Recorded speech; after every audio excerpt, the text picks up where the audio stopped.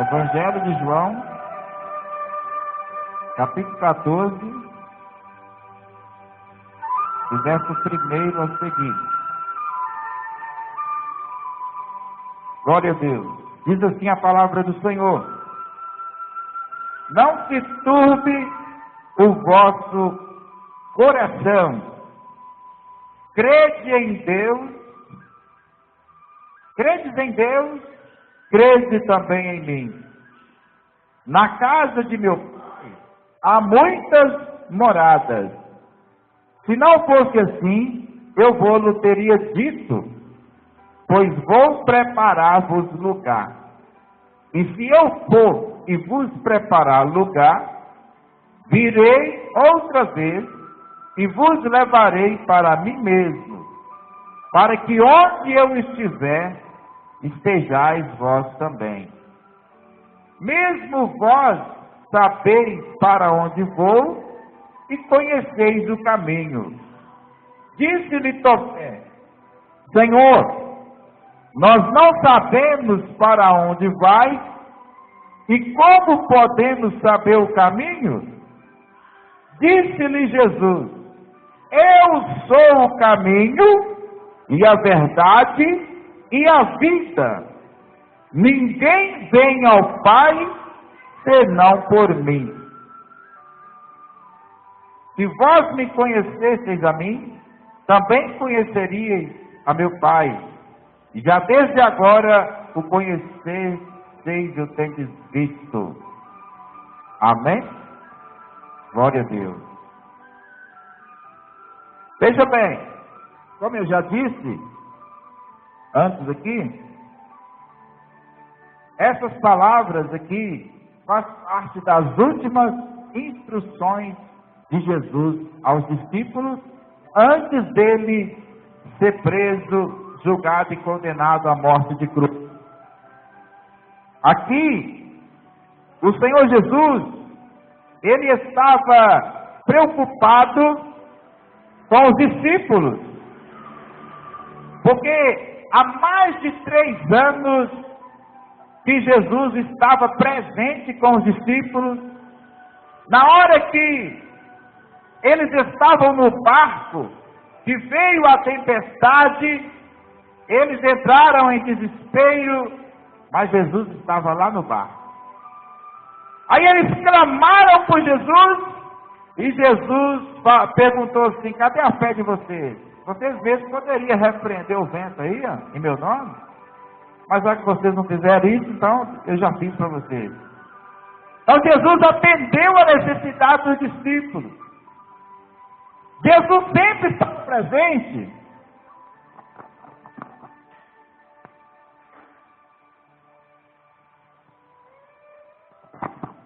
Glória a Deus. Jesus sempre estava presente nos momentos difíceis ali da vida dos discípulos. Como por exemplo, Jesus estava no monte com alguns discípulos. Quando ele voltou, ele encontrou os discípulos com um problema. Tinha uma pessoa endemoniada e os discípulos não conseguiram expulsar o demônio. Aí o povo estava discutindo com os discípulos. Jesus chegou e resolveu o problema. Expulsou o demônio. Então Jesus sempre estava presente para acudir, para socorrer, para consolar, para abençoar ali os discípulos ali, atender às necessidades e estar com eles. Mas agora Jesus sabe que ele vai ser preso. Para cumprir Isaías 53, ele iria ser crucificado, morto, ressuscitar o 3º dia, e como está registrado em Atos capítulo 1, após cerca de 40 dias, ele iria voltar ao céu. 40 dias após a ressurreição, ele voltou ao céu. Então Jesus começou a instruir os discípulos. E ele disse aqui: não se turbe o vosso coração, não ficais com o coração perturbado, né? Muitas das vezes com expectativas negativas, porque tem pessoas que vivem com expectativas negativas. E isso é perigoso. Eu até escrevi um estudo e eu falo sobre a fé negativa. A pessoa, ao invés dela ter certeza que as coisas boas vão acontecer, ela tem certeza que as coisas ruins vão acontecer. Isso é perigoso. A pessoa, ela não acredita que as coisas boas vão acontecerem, mas ela tem uma expectativa, uma certeza. Tem gente que nem sai da rua porque tem certeza que vai ser atropelada. Tem gente que nem vai procurar um emprego porque ela tem certeza que não vai conseguir. Olha para você ver como é ruim essa coisa. Tem gente que não vai numa viagem porque ela tem certeza que vai ter um acidente. Então, muitas das vezes, a pessoa ela tem uma fé negativa. Ao invés dela acreditar que Deus vai dar o livramento, que Deus vai ser com ela, e ela vai conseguir o emprego, ela vai conseguir passar naquele curso, ao invés dela acreditar de forma positiva, ela começa a acreditar de forma negativa. Ao invés dela acreditar que vai dar certo, ela acredita que não vai dar certo.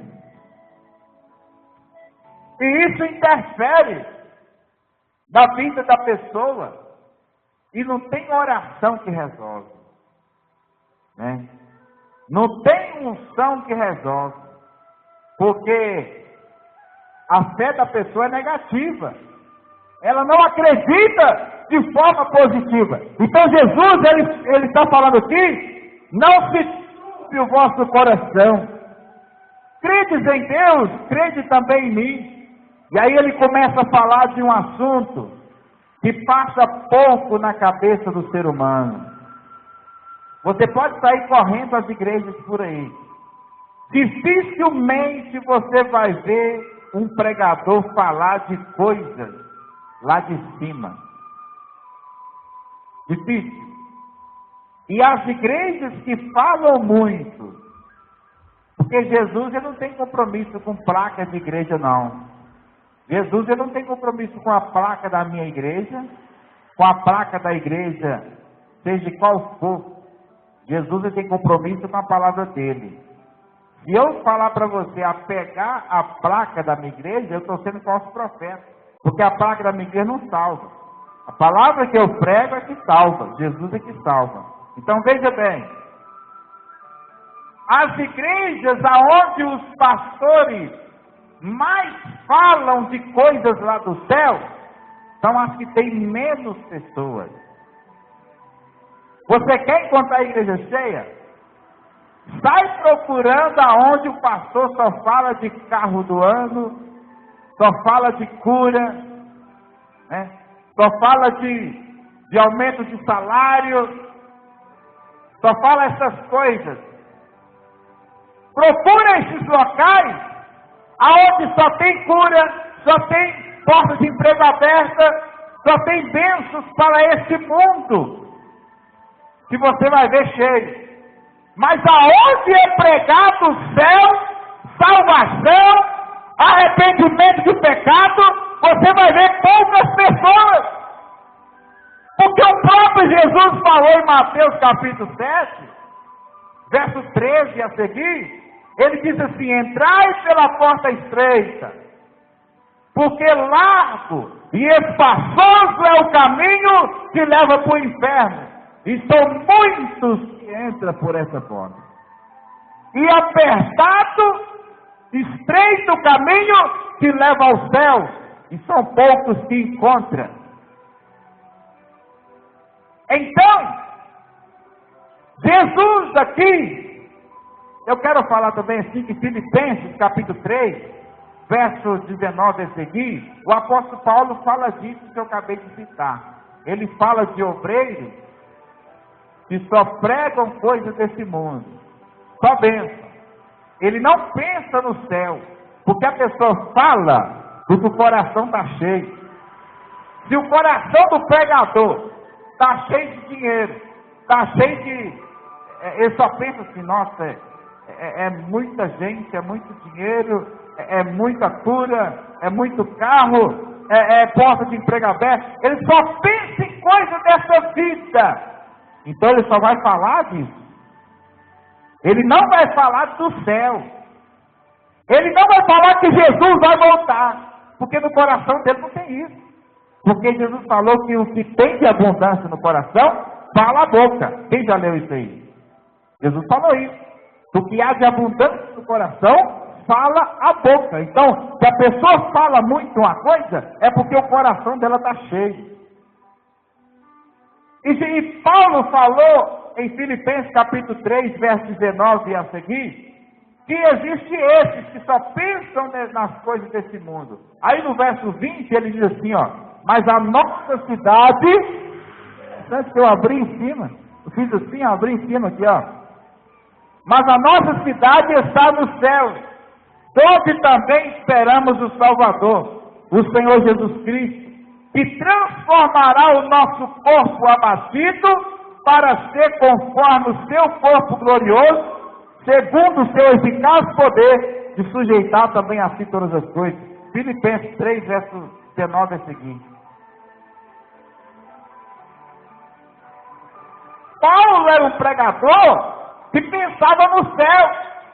Então ele está falando aqui no verso 19 que tem muitos que só pensam nas coisas dessa vida. Mas ele falou, mas a nossa cidade está no céu e nós estamos esperando ele, Jesus, vir de lá para transformar o nosso corpo para ser igual ao corpo dele. E aqui Jesus, no verso 2, Jesus começou a falar do céu. Olha, na casa de meu pai, onde é que é a casa do pai de Jesus? O céu. Então, Jesus está falando do céu. Na casa de meu pai, tem muitas moradas, tem lugar para todo mundo. E aí ele disse aqui, no verso 3, se eu for e vos preparar lugar, eu vou voltar para vos buscar. Jesus foi, não foi? Em Atos capítulo 1, no verso 11, no verso 10 ali, Jesus subiu. E no verso 11, 2 anjos chegou perto dos discípulos, que estavam olhando para cima e falou assim, por que vocês estão olhando para o céu? Está vendo esse Jesus que subiu aí? Ele vai voltar do mesmo jeito que ele subiu. Olha aí para você ver. Atos 1, verso 11. Olha aí, ó. Vamos ler o 10. Atos 1, verso 10 e 11. E estando com os olhos fitos no céu, vamos ler o 9. Atos capítulo 1 e verso 9. E quando dizia isto, vendo eles, foi elevado às alturas, e uma nuvem o recebeu, ocultando-o a seus olhos. E estando com os olhos fitos no céu, enquanto Jesus subia, eis que junto dele se puseram 2 varões, 2 homens vestidos de branco, são anjos, os quais lhes disseram, verso 11 agora, varões galileus, ou seja, homens da Galileia, por que estáis olhando para o céu? Esse Jesus, que dentre vós foi recebido no céu, há de vir, assim como para o céu o vistes ir. Está vendo aí? Aqui Jesus subiu. E os anjos no verso 11 garantiu que esse Jesus vai voltar nas nuvens. E Jesus disse isso aqui em João 14, que se ele fosse, ele iria voltar para nos buscar, para que onde eu estiver, estejais vós também. Está vendo aí? O desejo de Jesus não é só abençoar a vida da pessoa aqui na terra, não. Jesus deseja levar nós para morar com Ele, né? Jesus quer levar nós para morar com Ele. Agora, infelizmente, não podemos negar que Hebreus 12, e versículo 14, está escrito assim, olha: segue a paz com todo mundo. Se depender de você, tenha paz com todo mundo. E a santificação, porque sem a santificação ninguém vai ver o Senhor. Então, meus amados, eu vou dizer para vocês, se algum dia eu, pastor Geraldo Trindade, deixar de pregar santidade aqui, não vem mais não. Se eu ficar pregando aqui só cura divina, né? Só porta de emprego, você vai perder seu tempo aqui. O dia que Deus me ajude, que eu nunca pare de fazer isso, de pregar a santidade. Mas o dia que eu parar de pregar contra o pecado, e você ficar vindo aqui, você vai perder seu tempo. Porque a igreja aonde o pastor não prega contra o pecado, ninguém vai para o céu. Porque tem pastor que tem medo de pregar contra o pecado e o povo ir embora e não voltar mais. Aí ele tem medo de perder o dinheiro do povo, aí não prega contra o pecado.